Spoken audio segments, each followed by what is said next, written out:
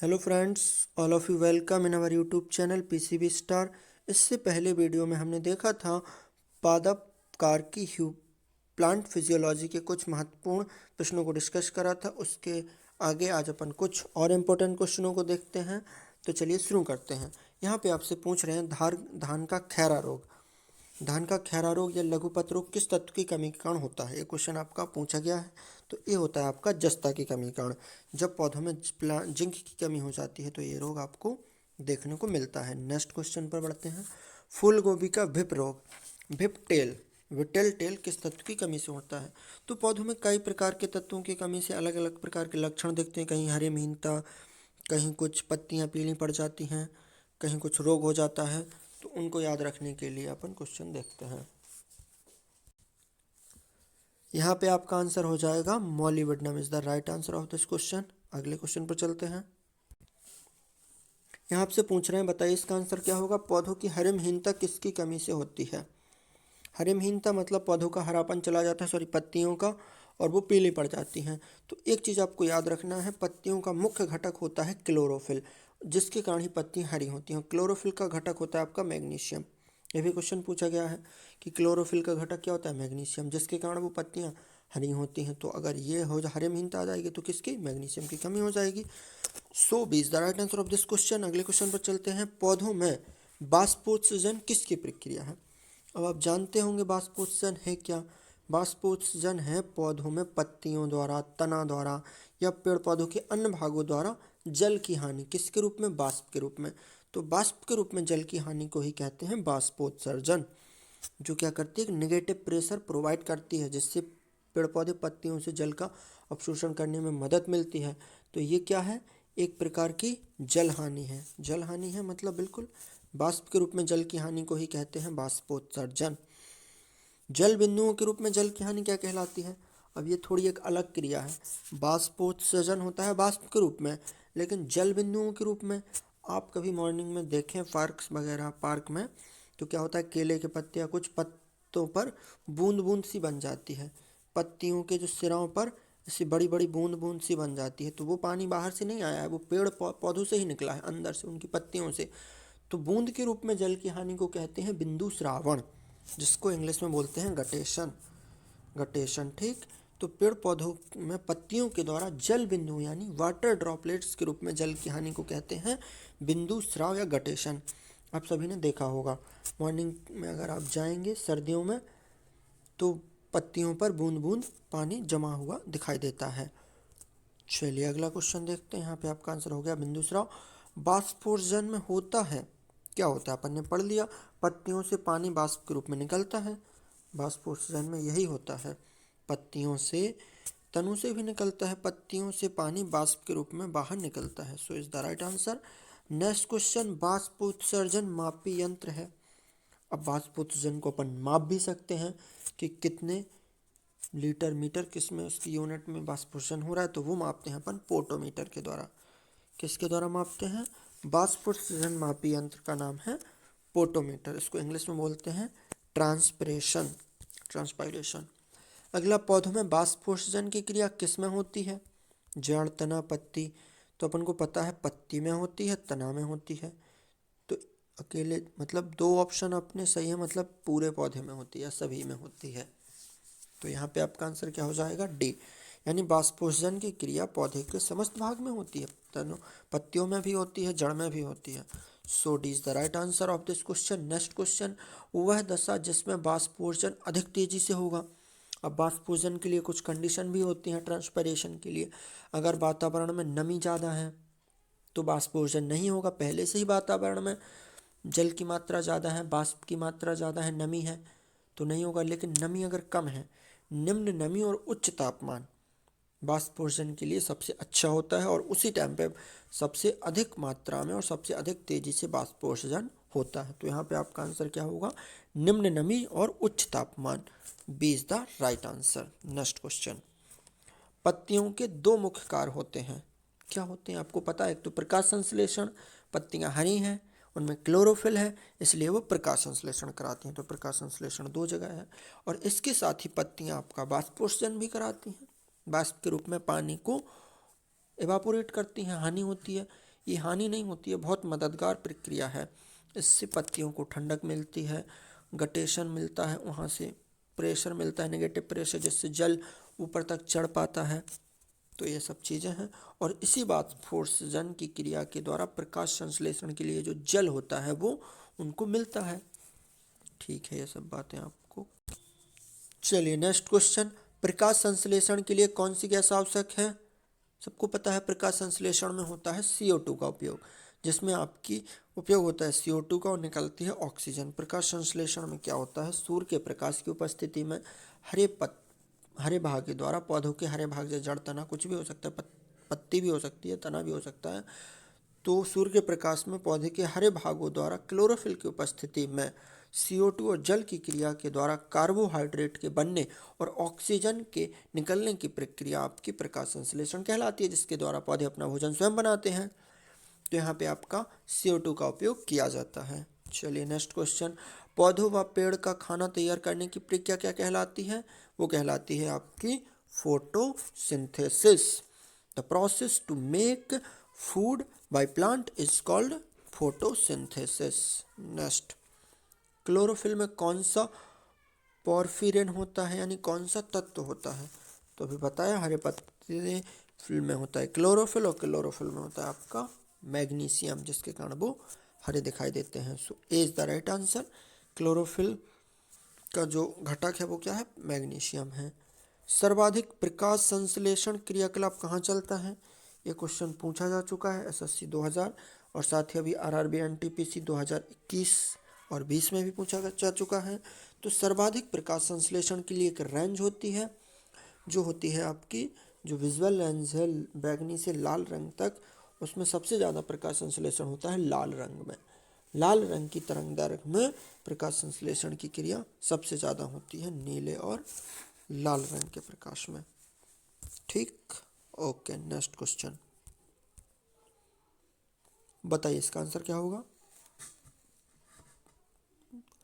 प्रकाश संश्लेषण का अंतिम उत्पाद है, तो प्रकाश संश्लेषण का अंतिम उत्पाद होता है आपका ऑक्सीजन कि कार्बोहाइड्रेट, दोनों होते हैं। लेकिन यहाँ पे आपका आंसर क्या हो जाएगा, कार्बोहाइड्रेट।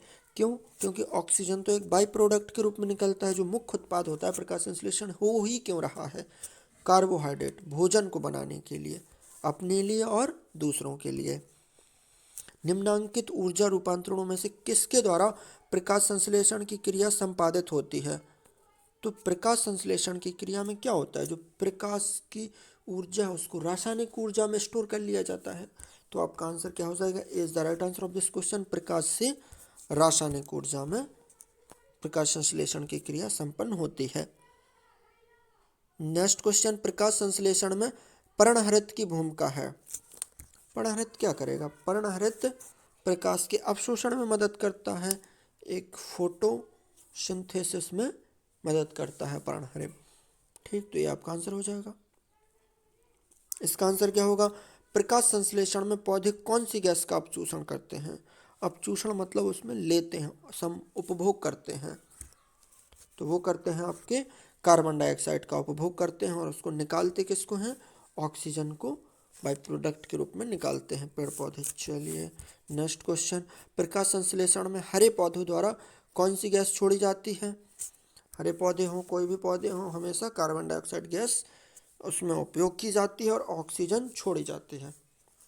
ठीक, प्रकाश संश्लेषण आपको समझ में आ गया होगा। यही क्वेश्चन आपके पूछे जाते हैं RRB NTPC और ग्रुप डी में, SSC लेवल के एग्जाम्स में। प्रकाश संश्लेषण आपके फिर आगे अगर आप डीप एक्सप्लेनेशन में जाएं तो उसमें फिर प्रकाश अपक्रिया होती है, अंधकार अपक्रिया होती है, केल्विन साइकिल चलती है, फिर ATP की भी काउंटिंग करते हैं अपन, कितनी ATP खर्च हो रही है। तो इस टाइप से चीज़ें हैं। अगला क्वेश्चन, प्रकाश संश्लेषण के समय निकलने वाली गैस का क्या नाम है? वही क्वेश्चन, प्रकाश संश्लेषण में निकलने वाली गैस ऑक्सीजन, उपभोग की जाने वाली गैस कार्बन डाइऑक्साइड। एक अच्छा क्वेश्चन है जो आपके नीट एग्जाम्स में भी पूछा जा चुका है। ऑक्सीजन जो प्रकाश संश्लेषण से उत्पन्न होती है, यानी प्रकाश संश्लेषण की क्रिया में जो ऑक्सीजन निकलती है वो आती कहाँ से है? कार्बन डाइऑक्साइड से। अब देखो ऑक्सीजन का सूत्र है O2, तो CO2 से भी आ सकती है, क्लोरोफिल से, फास्फोग्लिसरिक एसिड से। इन दोनों से तो नहीं आती, अब आपको इन दोनों में देखना है। तो वो आती है आपकी जल से, जब जल टूटता है, वाटर की स्प्लिटिंग होती है तो हाइड्रोनियम आयन बनते हैं और ऑक्सीजन बनते हैं। हाइड्रोनियम आयन एक ग्रेडियंट पैदा करते हैं जिससे एटीपी आपकी ऊर्जा करेंसी बनती है और आपका जल के टूटने से ऑक्सीजन निकल जाती है। तो आपका यहाँ पे आंसर क्या होगा? जल। कुछ लोग सोचते हैं कि CO2 ऑक्सीजन से निकलेगी, मतलब CO2 से ऑक्सीजन निकलेगी, लेकिन निकलती है वो आपकी जल से। तो वाटर स्प्लिटिंग प्रोसेस के थ्रू जल के टूटने से ऑक्सीजन निकलती है during photosynthesis. Okay, next question. प्रकाश संश्लेषण होता है कहाँ होता है? क्लोरोप्लास्ट में होता है, सबको पता है। हरित लवक या क्लोरोप्लास्ट में प्रकाश संश्लेषण की क्रिया होती है, इसलिए इसको कोशिका का रसोई घर भी कहते हैं। आप सब लोग भली भांति जानते हैं। Next question. प्रकाश संश्लेषण का प्रथम स्थिर यौगिक है। प्रकाश संश्लेषण का फर्स्ट स्थिर मतलब स्टेबल प्रोडक्ट क्या है? तो वो होता है आपका फास्फोग्लिसरिक एसिड, ग्लूकोज। ठीक है, फास्फोग्लिसरिक एसिड भी होता है, ग्लूकोज तो बाद में बनता है। अभी थोड़ा लो लेवल का एग्जाम है इसलिए इसमें ग्लूकोज दे रहे हैं, लेकिन अगर आप नीट वगैरह में देखें तो आपका आंसर यही होगा, फास्फोग्लिसरिक एसिड, क्योंकि यहाँ पे थोड़ा डीप एक्सप्लेनेशन दिया जाता है। क्योंकि पहले PGA बनता है, फिर बाद में आपका ग्लूकोज बनता है केल्विन साइकिल में। पहले चलती है आपकी प्रकाश अपक्रिया, फिर आपकी होती है अंधकार अपक्रिया जिसमें ग्लूकोज का निर्माण होता है। ठीक है, नेक्स्ट क्वेश्चन। ऐसी जैविक क्रिया जिसमें शर्करा तथा वसा का ऑक्सीकरण होता है तथा ऊर्जा मुक्त होती है कहलाती है। ये होती है आपकी श्वसन। श्वसन में आपका क्या होता है? आपने जो भोजन लिया है उसको जलाना तो पड़ेगा, उसको दहन तो करना पड़ेगा। जिस प्रकार भोजन को शरीर से बाहर पकाकर खाया जाता है, उसी प्रकार शरीर के अंदर भी भोजन का दहन होता है। उसको तोड़ा जाता है छोटे छोटे टुकड़ों में, फिर उससे ATP के रूप में एनर्जी को स्टोर कर लिया जाता है। तो ये क्या जैविक क्रिया होती है जिसमें शर्करा वसा का ऑक्सीकरण होता है और ऊर्जा मुक्त होती है। इस क्रिया को कहते हैं श्वसन। तो यहाँ पे आपका सही आंसर क्या हो जाएगा? श्वसन या रेस्पायरेशन। केवल सांस लेना, ऑक्सीजन छोड़ना, ऑक्सीजन लेना, ये श्वसन नहीं है, ये तो आपका श्वासोच्छ्वास है, ब्रीदिंग कर रहे हैं आप। लेकिन जब रियल प्रोसेस होती है रेस्पायरेशन, वो होती है सेलुलर लेवल पर। वहाँ पर आपका शर्करा ग्लूकोज सबको तोड़ा जाता है, वहाँ पर धीरे धीरे फिर उसको एब्जॉर्ब करने योग्य बनाया जाता है और उससे ATP तैयार की जाती है।